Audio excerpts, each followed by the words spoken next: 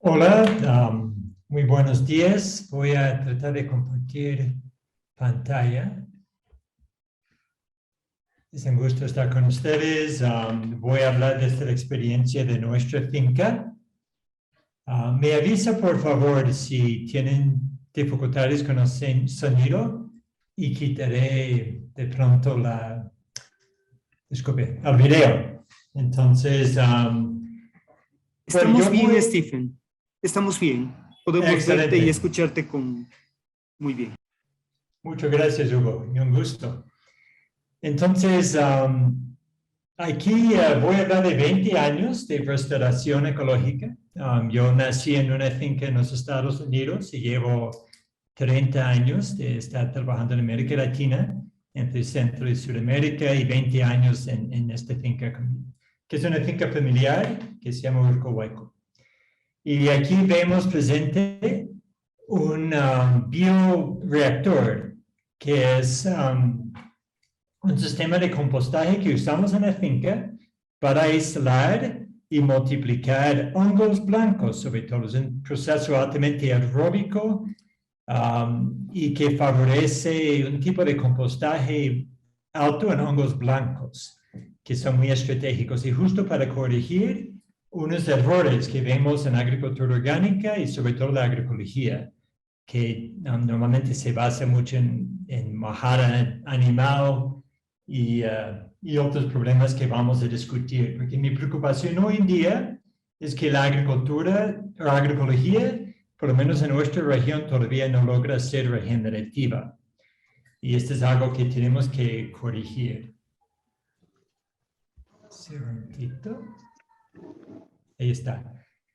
Y no voy a profundizar mucho en estas diapositivas al principio, pero quiero enmarcar un poco la presentación en estos temas. Uno es, hay una cierta urgencia de transformar al agro, que tiene que ver con el hecho de que la tierra se está convirtiéndose de un almacén a una fuente de carbón. Y estamos hablando de tener que transformar al agro en 10, tal vez en 30 años máximo, si queremos, de mi punto de vista, sobrevivir como especie. Y este es punto de partida para mí. Para mí también, si hablamos de la agroecología como una solución o la agricultura regenerativa, hay que definir claramente qué es el problema. Y este tema de cómo podemos trabajar con los microorganismos para que ellos logran corregir el sistema de carbono. Y de mi punto de vista, esto requiere una responsabilidad. Para mí, hablar de agroecología como un espacio moral y ético no es suficiente. Tenemos que lograr una relación sociobiológica completamente distinta, que puede tener elementos morales y éticos, pero es un poco distinto. Entonces, a la izquierda se ve mi esposa y la tierra que recibimos en la finca cuando la compramos en 1999. Que es Cangagua, una ceniza cimentada al subsuelo, que es un suelo que antes fue un bosque nublado, alto andino. Estamos a los 3,000 metros aquí en la finca, y a través de un proceso de 150 años se logró oxidar o erosionar completamente, primero eliminar el bosque, destruir el suelo, matar la oportunidad que haya muchos microorganismos en este suelo, y oxidamos este carbono y lo mandamos a la atmósfera. Este es justo el problema, y si lo tomamos a nivel agregado, a nivel mundial, se nota que no solamente es nuestra finca que vivió este proceso, Abocán y la donde vivimos, pero este es un proceso que está pasando en todos los países.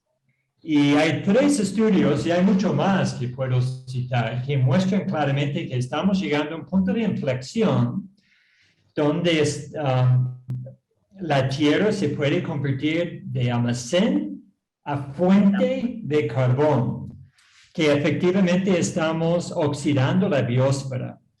Y la preocupación que tienen este conjunto de científicos es que llegar a este punto de inflexión a lo mejor no sea posible reversar o volver a un estado anterior. Significa que el planeta se va a seguir oxidando o quemando las plantas, la biosfera, hasta que todo termine en la atmósfera y comienza otro proceso de regeneración, pero sin nuestra especie. Y estamos hablando de menos de 50 años de llegar a este punto de inflexión. Y un tema que me preocupa personalmente es que todo el mundo está hablando de reforestar, pero sabemos que el suelo conserva, un suelo sano, conserva más carbono estable que todas las plantas y toda la atmósfera combinado. Y no estamos tomando en cuenta la necesidad de corregir los ciclos de carbono en el suelo. Y sobre todo los que manejamos a través de los microbios, o que los microbios manejan solo. Cuando hablamos de suelo o carbón de suelo estable, estamos hablando de 300 años o más, ¿okay? En el suelo. Y más o menos el 40% de todo este carbón estable se encuentra en los cuerpos o los exudados de los microbios de suelo. Y sobre todo de los hongos, ¿okay? Hay una clase de hongo que se llama los hongos blancos, que efectivamente aumentan la rizósfera de la planta y nos permite hacer agricultura sin insumos externos. Y este es otro tema que podemos hablar en otro momento.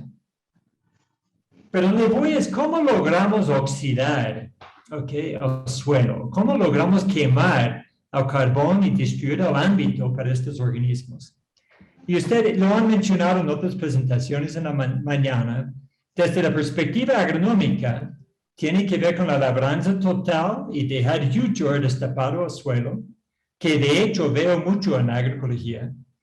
El monocultivo, que también veo en la agroecología, no hay suficiente biodiversidad, sobre todo de perennes. Una nutrición a las plantas, y no me importa si sea nutrición sintética, química o que sea orgánica. Al momento que alimentamos las plantas en forma directa, debilitamos y matamos la rizósfera de organismos. Tenemos que alimentar los organismos que alimentan las plantas. El uso de biocidas, no me importa si estos biocidas sean sintéticas o orgánicas, y el aislamiento de los animales de las plantas. De mi punto de vista, es la parte preocupante de la agricultura industrial moderna y también son prácticas que se encuentran en la agricultura orgánica y también la agroecología hoy día, que tenemos que cambiar. Aquí voy a hablar de cómo lo hemos hecho en nuestra finca, que para mí no es ciencia de cohetes, es un tema de comprometerte a otro régimen de práctica. A mí, cómo llevamos este Concagua, donde está mi esposa y su amiga, a donde los suelos que van abajo. Y en Pastilla, porque este no es el enfoque de esta presentación, tiene que ver con reducir o eliminar la labranza de suelo. ¿Okay? Obviamente hay que romper la Concagua al principio, pero luego no lo vamos a tocar. Una cobertura continua y enmiendas orgánicas como que vienen, por ejemplo, de este bioreactor que dejamos encima del suelo, no lo incorporamos, para alimentar los microorganismos, sobre todo los hongos blancos, que lo llevan hacia abajo. Una biodiversidad no solamente de cultivos perennes, como ves en la foto abajo, pero también de cultivos anuales de corto plazo.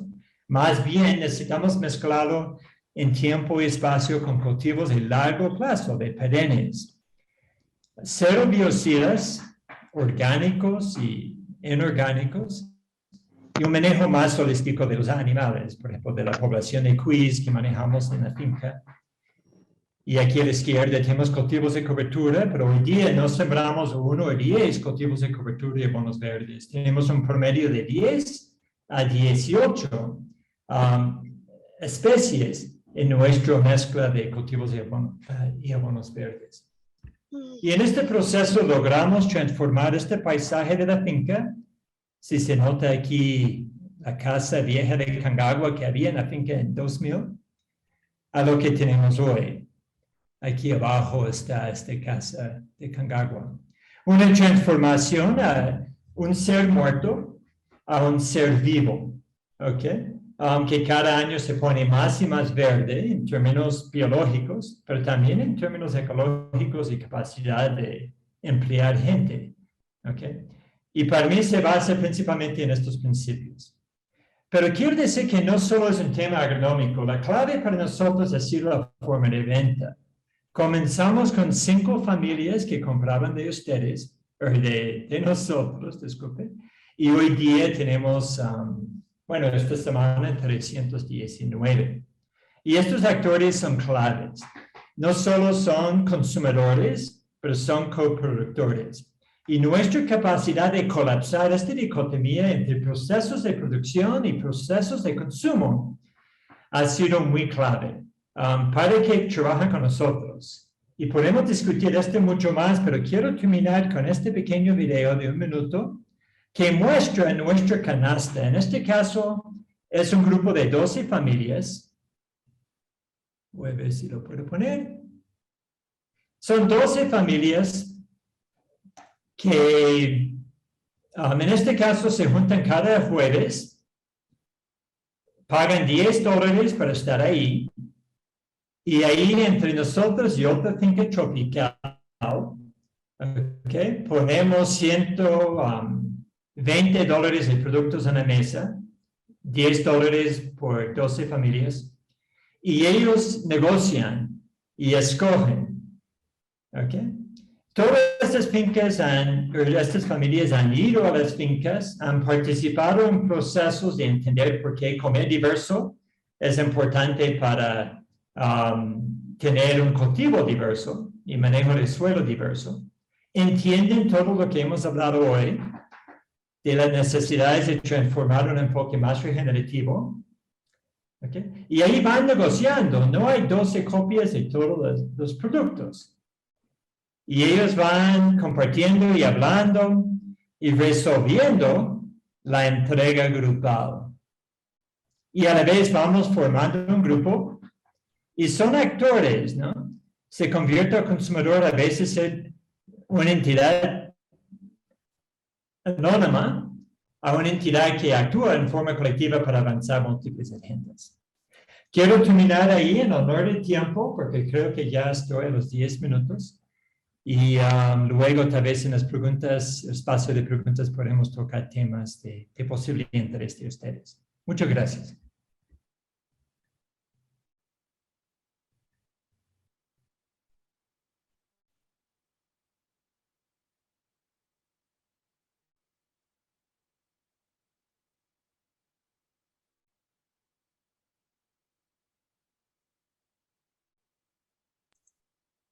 Parece que Elizabeth, disculpen, tuvo algún problema con su conexión y salió del Zoom. Entonces me toca relevarle en la presentación del siguiente panelista. En primer lugar, qué gusto, Stephen, y muchas gracias por tu excelente presentación que sin duda nos deja muchísimas de enseñanzas, muchísimas de inquietudes. Quiero presentar entonces al siguiente panelista que participa en esta rica mesa, la mesa 1. Y el siguiente panelista que nos acompaña a nosotros es el colega Alan Bolt del Centro de Entendimiento con la Naturaleza, coordinación del Comité de Manejo Colaborativo del Macizo Peñas Blancas en Nicaragua. Él es nicaragüense, tiene 70 años, nacido en las montañas y viviendo en ellas. Es un mestizo con fuerte influencia cultural de los ancestros nahuatl. Estudios en física, ciencias de la tierra, antropología en Alemania, naturalista dedicado a la biofísica de la restauración de los microorganismos, hacedores de suelo hasta el desarrollo de bosque con alta biodiversidad y a los componentes activos de mieles, polen y plantas. Por muchos años ha trabajado con la red CAGLA en Guatemala de mujeres de los pueblos maya, Chortega, Misquitu y Mayagna, Ulgua de Nicaragua. Tiene referencias en el Ecuador, en Cuenca, en la red de mujeres mayas de Guatemala, en el Futuro Forestal de Panamá y en la Facultad de Medicina de la Universidad Nacional de Managua. Entonces le invitamos entonces a Alan a que haga su exposición, por favor. Buenos No sé días. si hay... Alan, sí, bueno. Adelante, Alan. Buenos días. Pueden ver la pantalla, ¿verdad? Sí se ve. Hay que ponerle pantalla completa, ¿no? Bien. Okay. Entonces, sí hay interdependencia entre la salud humana y la del ecosistema. Eso es cada vez más evidente. Muchísima gente se da cuenta cada día más. Así que necesitamos gestionar el ecosistema para que la actividad humana proteja, restaure y conserve, creando bienestar y calidad de vida para los humanos y los no humanos. No puedo bajar. Que inicie su video. Estoy iniciando el video.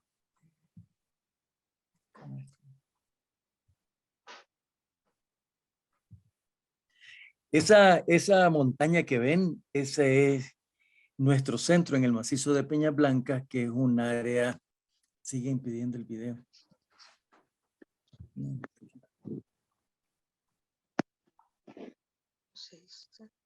¿Ya? Ya.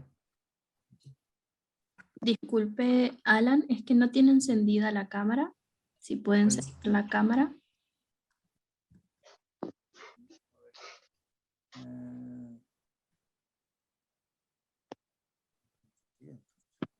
Parece que no. Que te den acceso a encender la cámara. ¿Me pueden dar acceso a encenderla? Hola, Alan. Ya. Danos un minuto, por favor.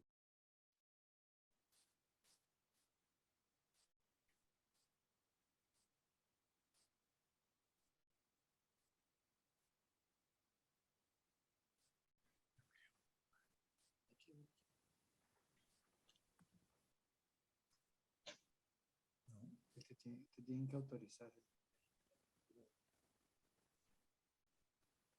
Dice que me espere un ratito.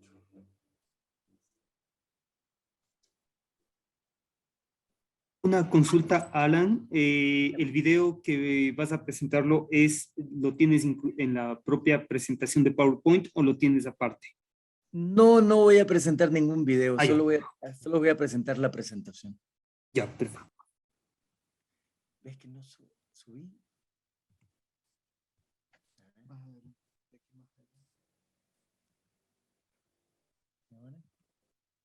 ¿Cómo subo? ¿Cómo bajo? ¿Ah? No sube. Alan, ya estás con acceso a la cámara.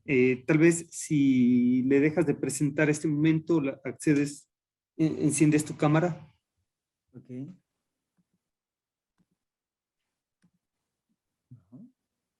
Entonces deja de presentar la pantalla.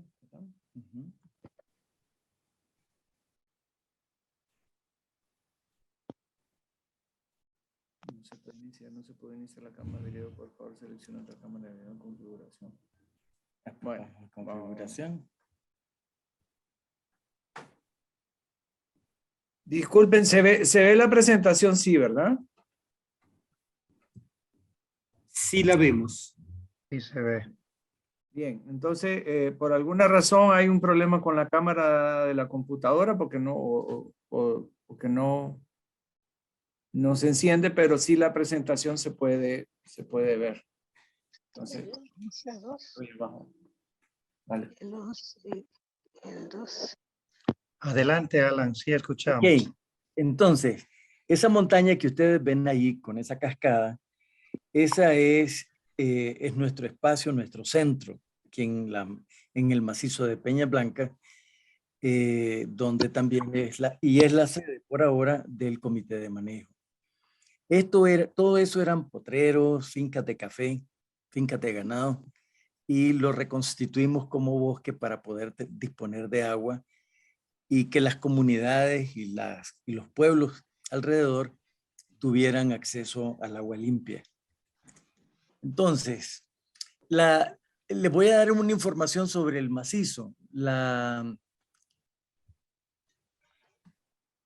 La Reserva Natural Macizo de Peñas Blancas es un área de unos 421 kilómetros cuadrados, la mitad ocupada por cultivos de café, con 26 asentamientos humanos y grandes fincas, que en época de cosecha pueden tener hasta 2.000 cortadores por un lapso de unos 3 meses. Así que la carga estacional de desechos es enorme. Esta área en 3 municipios y 2 departamentos, está en 3 municipios de 2 departamentos, su altura máxima es de 1.745 metros sobre el nivel del mar y genera 37 microcuencas. Con sus áreas de vecindad se tienen aproximadamente 46 asentamientos humanos con 3 cabeceras municipales. La fauna que se ha ido recuperando en 20 años incluye quetzales, jaguares, dantos y cerdos salvajes. Una parte de su bosque vino con la era glacial y se adaptó y la estamos recuperando. Algunos de los problemas que encontramos cuando establecimos nuestro centro ahí fueron contaminación de las fuentes de agua con agroquímicos, desechos humanos y agropecuarios, deforestación de áreas de recarga hídrica, establecimiento de asentamientos humanos sin considerar la protección a las fuentes de agua, avance constante de la ganadería y cultivos inapropiados contra los bosques tropicales de nebliselva y basal, destrucción de la biodiversidad por fuego, eliminación y contaminación, eliminando medios de vida como la fauna acuícola, graves problemas de salud pública por agua contaminada y vectores que perdieron su hábitat. Por ejemplo, tenemos una enfermedad que se llama leishmaniasis o lepra de montaña y que es causada por un vector que se mete en las habitaciones humanas precisamente porque desaparece el bosque y porque matan al perezoso, que es el que lo aloja. Además, encontramos bajos niveles de organización, carencia de consenso social básico sobre el bien común en los asentamientos humanos, población en crecimiento, sobre todo con refugiados climáticos que provienen de zonas secas o en proceso de desertificación, sin reflexión sobre las causas de su migración y sin conocimientos mínimos del trópico húmedo al que llegan. Serios problemas de salud pública por el agua contaminada y la presencia de vectores que transmiten la lepra de montaña. Los vectores entran a las habitaciones humanas por la pérdida del hábitat y un sistema educativo que aún no contribuye a gestionar el territorio. Nosotros como centro hemos ido comprando fincas de ganado y café y restaurando el bosque de nebliselva y sus fuentes de agua. Hemos restaurado suelos desde el basalto y desde la arcilla. Hicimos el plan de manejo del macizo, hemos colectado información sobre miel y polen de abejas nativas, plantas medicinales y luego hecho metaanálisis y profundización bioquímica con validación clínica con la Facultad de Medicina de la Universidad Nacional de Managua. Al menos una de las mieles impide, esto es muy importante para uno de los temas que se toca en este evento, al menos una de las mieles impide que las bacterias formen una membrana protectora frente a los antibióticos. Hemos emprendido, programas como la recuperación de las abejas nativas como medio de vida, ya que sin ellas desaparece el bosque neotropical y perderíamos varios elementos importantes del paquete alimentario ancestral. Perderíamos los frijoles, el Phaseolus vulgaris, las cucurbitáceas, las solanáceas, el amaranthus y diversas nueces y frutas como las apotáceas y los brosimum. Hemos trabajado con distintas instituciones como el Ministerio del Ambiente para la organización de los comités comunitarios y el Comité General para el Manejo Colaborativo de la Reserva Natural. En el comité, antes de la pandemia, se habían incorporado 3 universidades y el CATIE, que es el Centro Agronómico Tropical. Se han incorporado una red municipal de comités de agua potable y saneamiento y una red de jóvenes. Desde el comité, el CEN ha impulsado la conformación de 2 redes más de comités de agua y una red de investigadores y experimentadores, así como una red intermunicipal de mujeres. Existe ahora una red de productoras y productores que cultivan las abejas nativas.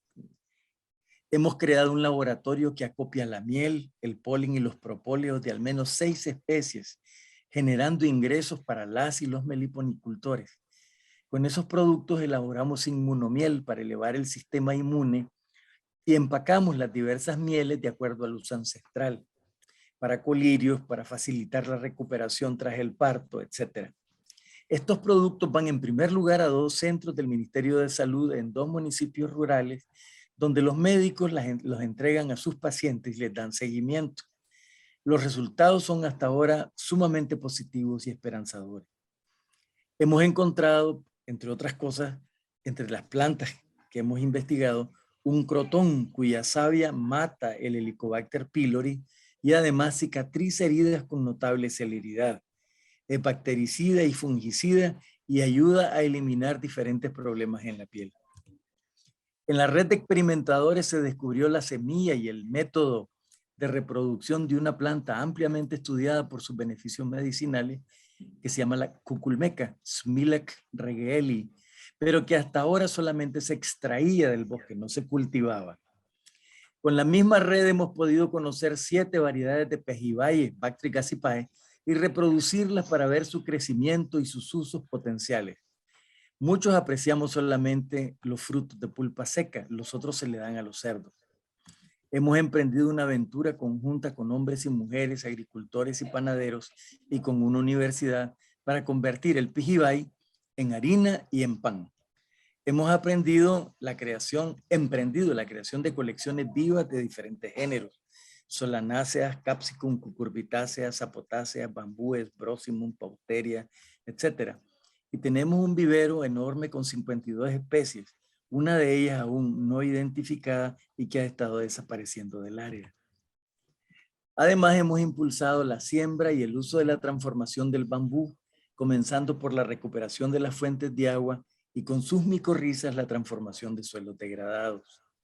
Tenemos 2 centros de procesamiento del bambú en el país y contribuimos a su cadena de valor facilitando la relación entre cultivadores y artesanos. Nosotros mismos, al igual que muchos miembros del comité de manejo, tenemos bambú plantado y desde los viveros creados hemos distribuido miles de plantas de al menos 5 especies en colaboración con una empresa copiadora de café y la empresa minera Calibre.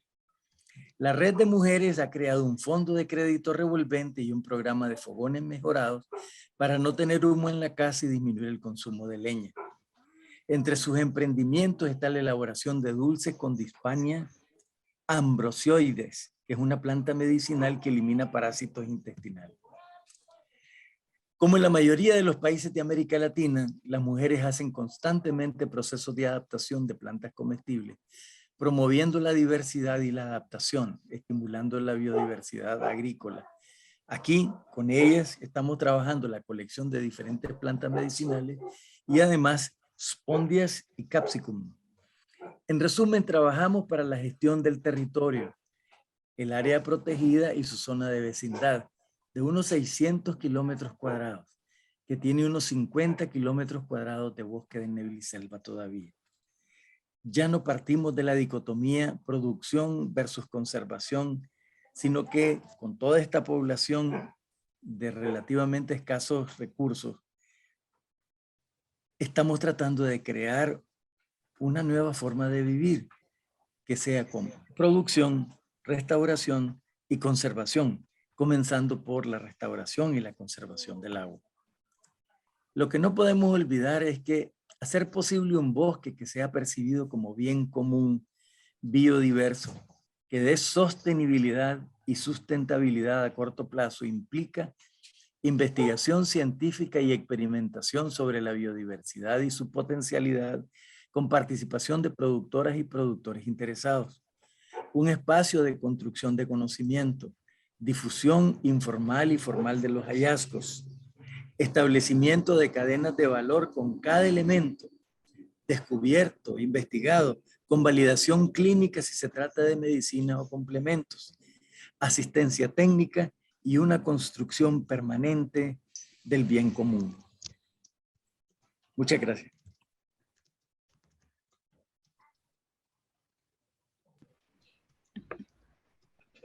Muchas gracias, Alan, por... Elizabeth ya se conectó, entonces adelante, Elizabeth. Nos toca presentar la tercera panelista, Camila Giuliani. Por favor, Elizabeth. Sí, muchísimas gracias, Hugo. También pedirles disculpas. A veces cuando tenemos este tipo de encuentros, precisamente hay estas dificultades tecnológicas, pero vale la pena en este punto agradecer el apoyo que tenemos de todo el equipo de REAC Latinoamérica, que están muy pendientes de las exposiciones y del trabajo que tras bastidores se realiza para que estos eventos salgan pues con toda la calidad posible. Me encanta al regresar a la sala poder encontrar una actividad intensa en el chat, así que en el foro tendremos la oportunidad de ir resolviendo esas inquietudes. Ahora doy paso a Camila Giugliani del Movimiento para la Salud de los Pueblos de Brasil. Ella es médica de familia y comunidad.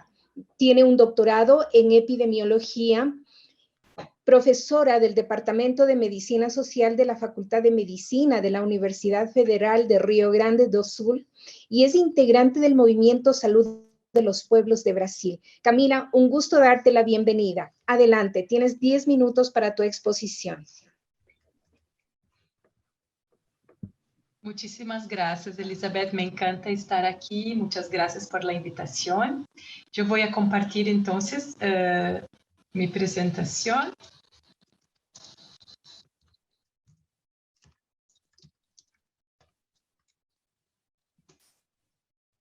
¿Se ve la presentación? Sí, Sí, se observa. Ok. Por favor, si le pones en pantalla completa. Ya está, ¿no? En pantalla completa. Tenemos la presentación de PowerPoint a la vista. Ah, no está en pantalla completa, porque para mí aparece en pantalla completa. De nuevo.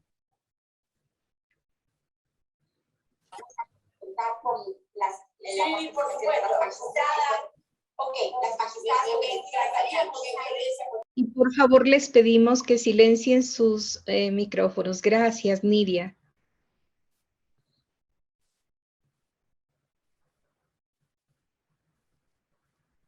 Ahora lo tenemos en pantalla completa.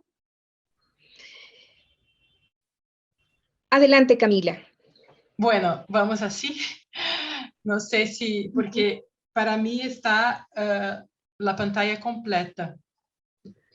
Bueno, yo voy primeramente decir que voy a hablar en español porque me encanta su idioma, pero mi español no es excelente, entonces puede ser que tenemos palabras que no son muy poco diferentes. Y voy a presentarles una experiencia que es bastante local.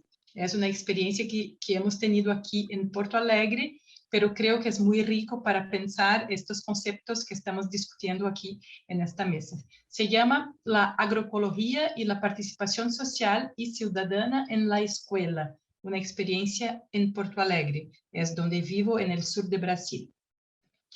¿Cuál es el contexto en que estamos trabajando?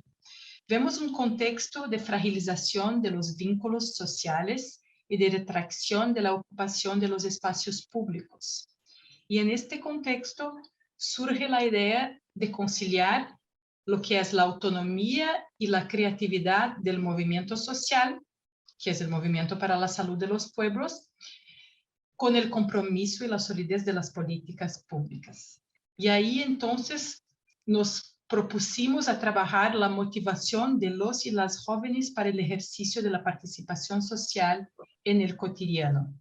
¿Y cómo empezó esta idea?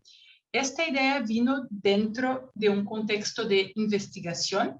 Es una investigación participativa en el movimiento para la salud de los pueblos. Y esta investigación tenía como pregunta principal cómo el involucramiento de la sociedad civil puede ser más efectivo en la lucha por la salud para todos y todas.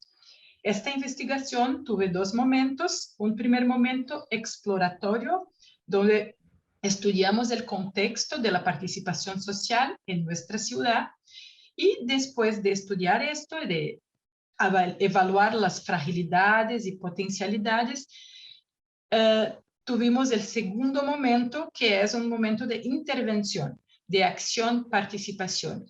Y después de percibir que uno empezó esta idea dentro de un contexto de investigación, el segundo momento fue donde tuvimos la idea de esta intervención en la escuela. Y vino de la evaluación del primer momento, que fue de darse cuenta que había una gran dificultad de motivar a los jóvenes en la participación social. Entonces decidimos ahí poner el foco en la juventud. La siguiente. Los objetivos de este proyecto fueron de sensibilizar e involucrar la juventud en los espacios de participación social en salud y estimular la formación de nuevos sujetos políticos en una integración entre diferentes partes, escuela y su comunidad, servicio de salud, de atención primaria, movimiento social, el movimiento para la salud de los pueblos y las universidades. La propuesta era de promover salud y ciudadanía con actividades colaborativas que fomenten la participación activa de la comunidad escolar. Y también este proyecto nos discutir sobre las posibilidades y dificultades de esta experiencia para la participación social en salud. Siguiente, por favor. La escuela que elegimos fue una escuela que estaba vinculada a un centro de salud que participó activamente de la investigación. Es una escuela pública primaria con 260 estudiantes, 24 trabajadoras y tiene una particularidad muy importante para este proyecto, que es una área externa con un pequeño bosque. Un bosque que estaba absolutamente abandonado. La siguiente. ¿Y cómo se dio el proceso de construcción del proyecto? Se dio durante un periodo de casi 2 años de trabajo, desde 2016 a 2018, con muchos diálogos inicialmente con toda la comunidad escolar, especialmente con las profesoras, y después de unos 3 meses de conversación, tuvimos un día de encuentros con las familias, las profesoras y los estudiantes de la escuela en el Día de la Solidaridad. Y en este día se dialogó mucho con la gente y se quedó claro en este día que una primera acción del proyecto podría ser la revitalización del bosque de la escuela como espacio de enseñanza y aprendizaje.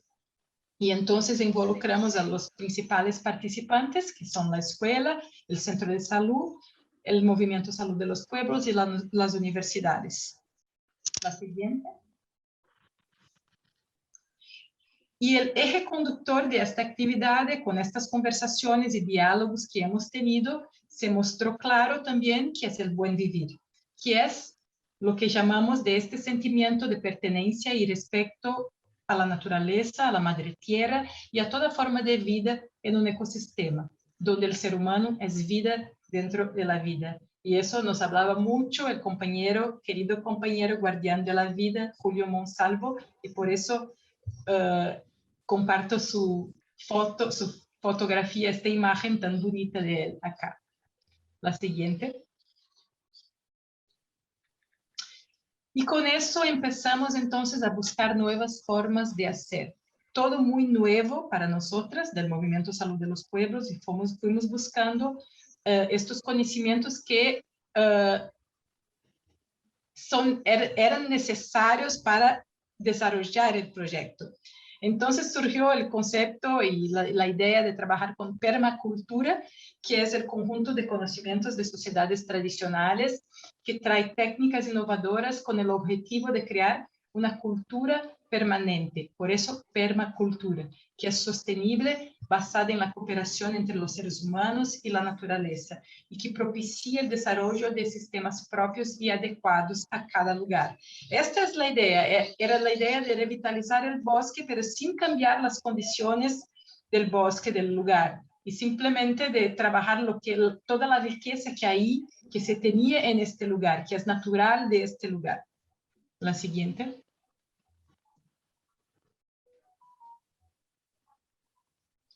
Los temas que hemos trabajado entonces con esta idea del eje conductor del buen vivir, siempre con conocimientos y prácticas, son las ideas de ciudadanía, de los derechos humanos, del buen vivir, de la permacultura, de la solidaridad, de la cooperación. Hemos trabajado también con la alimentación saludable, promoción de la cultura de paz y siempre con la apreciación de diferentes saberes, de la importancia de intercambiar. La siguiente.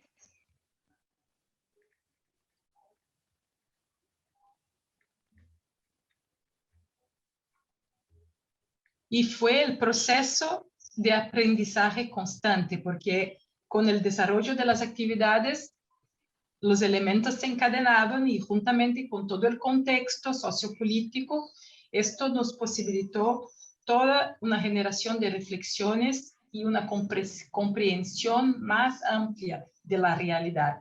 Y entonces el proceso se hace vivo y dinámico, porque tenemos que trabajar con el contexto. Entonces lo que estaba previsto no necesariamente es lo que está hecho, porque se hace a cada momento una nueva revisión de actividades conforme lo que es posible, ¿no? Entonces hay esta tensión entre lo previsto y lo posible, y esto generó mucha reflexión y es un aprendizaje muy importante.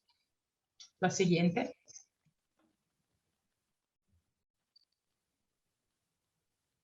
Empezamos, una de las primeras actividades fue una visita a una huerta comunitaria, y fue algo que fue inspirador para iniciar el trabajo en la escuela.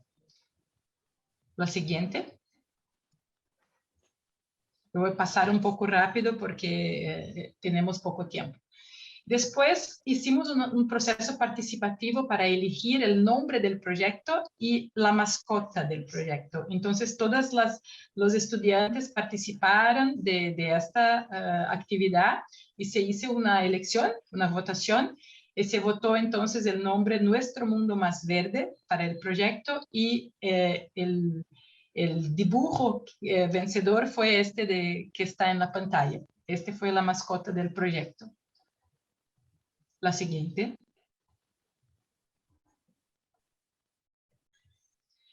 Y así empezaron las actividades de revitalización del bosque y de permacultura, y para eso, como es un conocimiento muy nuevo para nosotras del movimiento, buscamos la ayuda técnica de una persona especialista en esto, que es este compañero que está en la foto, y él entonces fue el responsable por el trabajo más técnico de permacultura en la escuela, con la revitalización del bosque, y todos aprendimos mucho con él.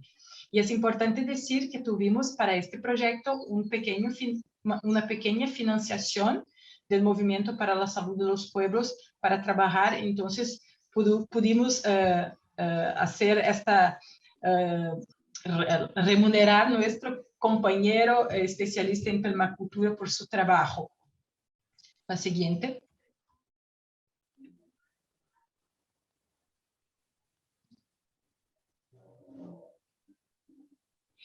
Ahí están solamente imágenes, fotos del trabajo de revitalización del bosque y todo el involucramiento de los niños y niñas en estas actividades.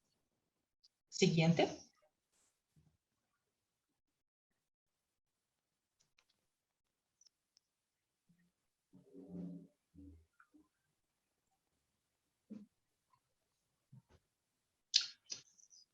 Una otra actividad que fue súper interesante fue la revolución de las cubetas, que fue un trabajo de construcción de compostas para la gestión de los residuos orgánicos. Esto generó un involucramiento muy fuerte de los niños y niñas y también de las familias, porque los niños y niñas cuando van para sus casas con las cubetas y traen las cubetas con los residuos, y con eso conversan con sus familiares, involucran a sus familias también. La siguiente.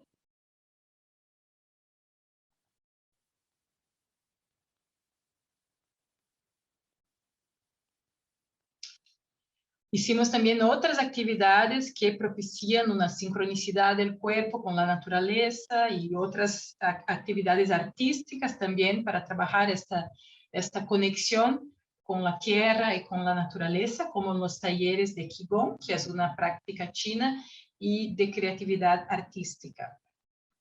La siguiente, por favor. Tuvimos una actividad de taller de sal con especia que fue súper interesante porque promovió un encuentro de diferentes generaciones del grupo de adultos mayores del centro de salud que facilitó este encuentro con los niños y niñas. La siguiente. Tuvimos también talleres de nutrición y salud bucal, entonces muchas conversaciones y diálogos sobre alimentación saludable, sobre el consumo de alimentos industrializados y azúcar, esas cosas. Sí, la siguiente.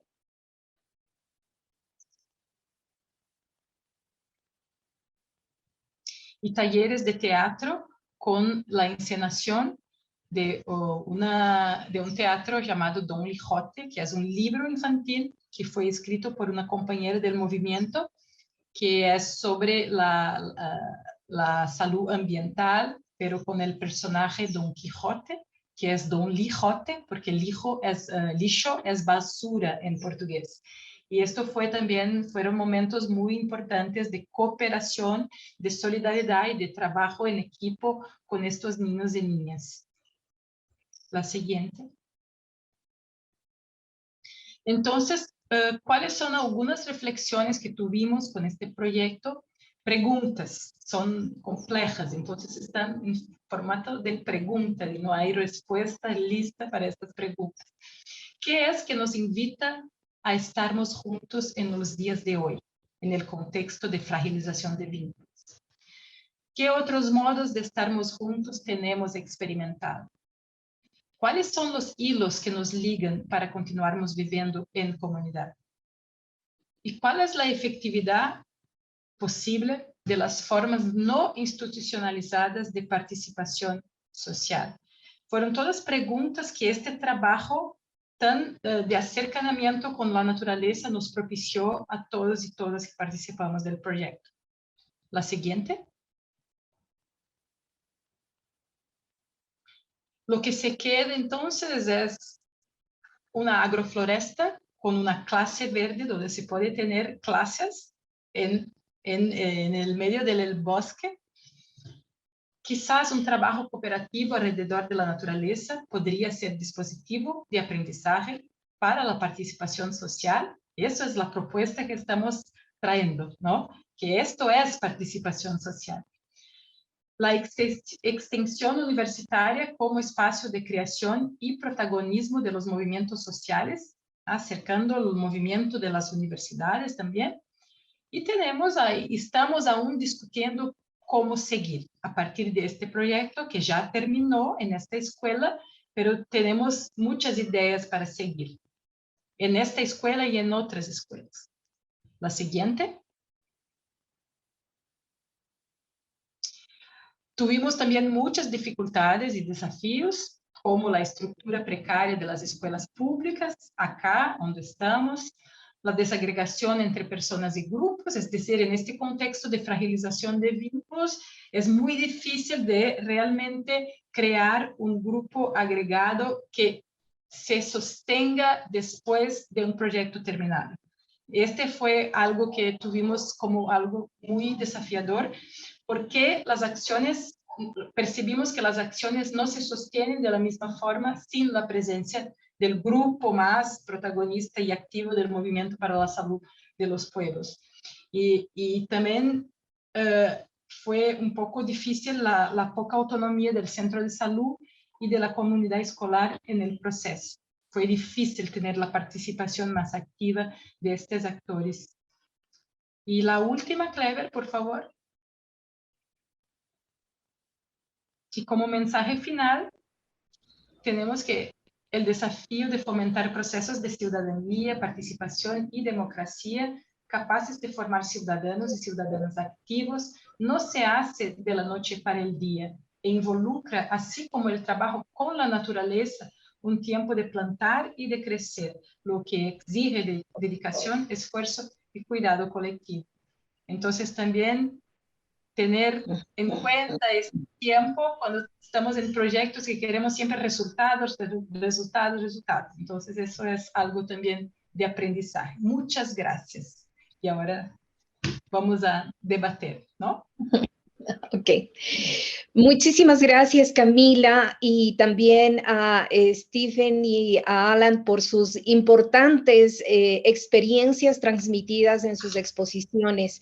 Estamos con el tiempo que nos en contra prácticamente, entonces, como debemos volver a la sala general, vamos a tener 3 minutos apenas para este foro, así que quisiera que por favor el profesor Stephen Sherwood dé respuesta a la pregunta que realizara la doctora Yunuen Cuevas sobre aumentar la escala de una agricultura regenerativa. Adelante, por favor, profesor Stephen. Tiene un minuto. Obviamente estamos preocupados por esto y primero que no estamos solos, ¿no? Yo hablé de las 319 familias que son parte de la finca. Y estas familias tampoco están solas, ¿no? Pero nosotros solamente somos una finca del colectivo agroecológico que son más o menos 400 socios. Para darte idea, un solo socio en la Sierra Central aquí tiene 580 familias, ¿no? Entonces, es una red de redes. Y esto es lo interesante de mi punto de vista, es que no podemos cultivar solos. Las semillas, el suelo, los sabores, los gustos, las economías, todo tienen un legado. Y nosotros nos dedicamos a reproducir o no estos legados. Entonces, yo siento que para mí el crecimiento puede ocurrir hacia afuera, pero también el crecimiento más importante es hacia adentro, hacia la calidad. Y una reflexión y autocrítica continua. Y yo, como creo en las complejidades, yo siento que si nosotros brillamos como finca, como red de gente, atraemos, gente viene a la finca y logramos contaminar otros sueños y otras formas de vivir y ser.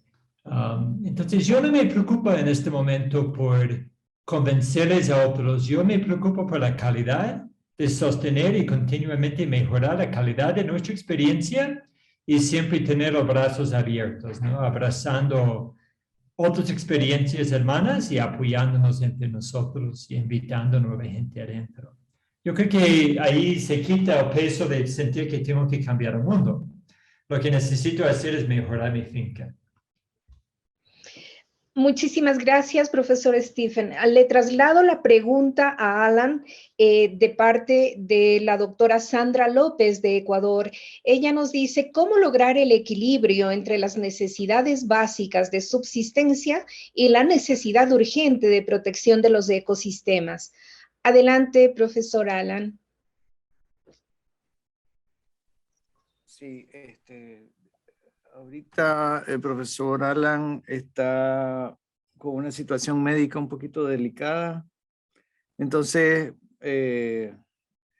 está aquí cerca, pero no puede acercarse al micrófono. Pero, bueno, me presento, Edgar Castillo, pues, formo parte del equipo del CEN.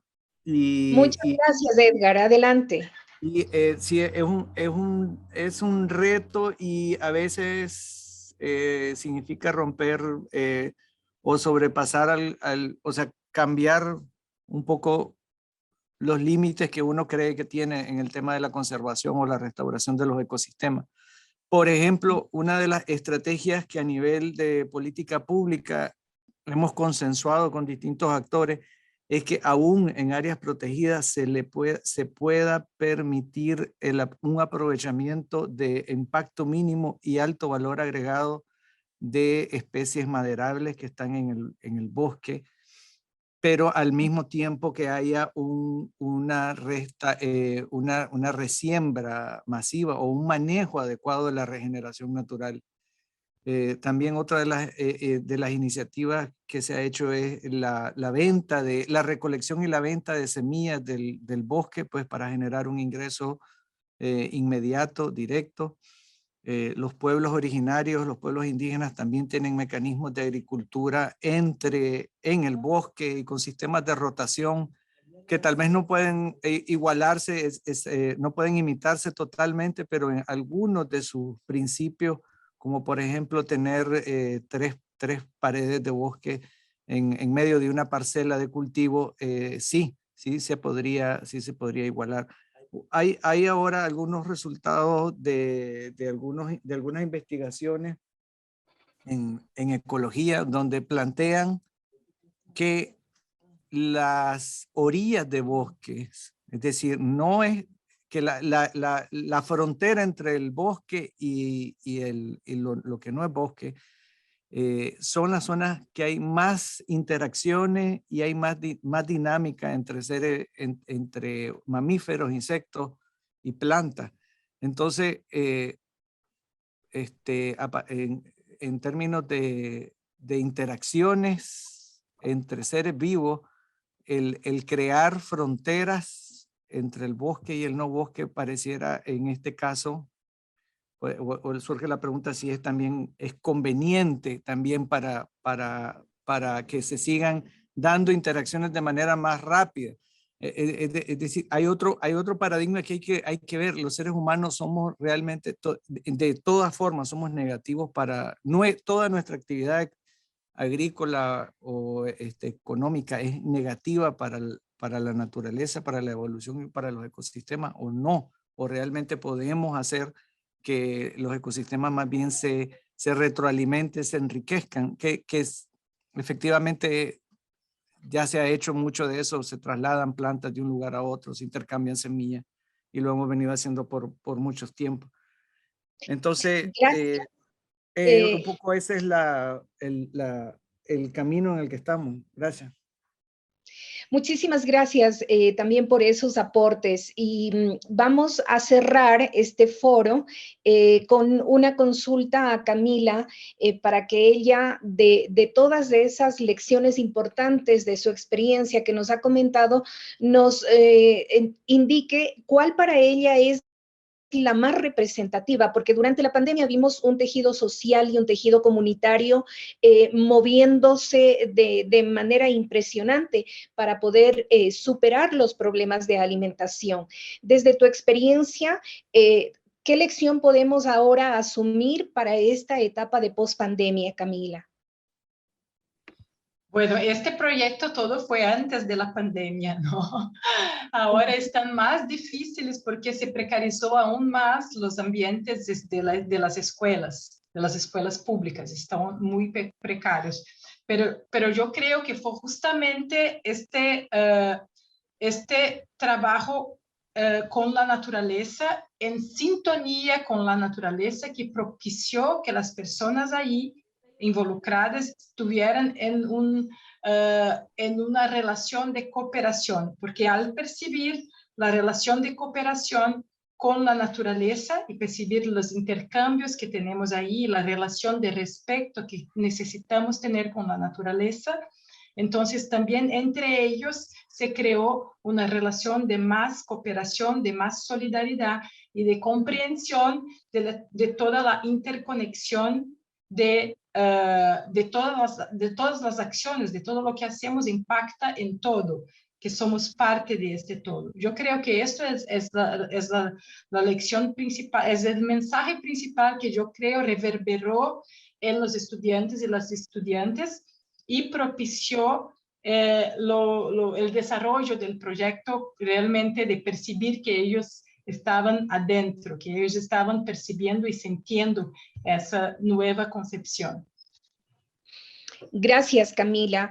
Enriquecedores también los comentarios que se han colocado en el chat. Espero que alrededor de 70 participantes que ha tenido esta sala hayan seguido también la lectura de esos comentarios.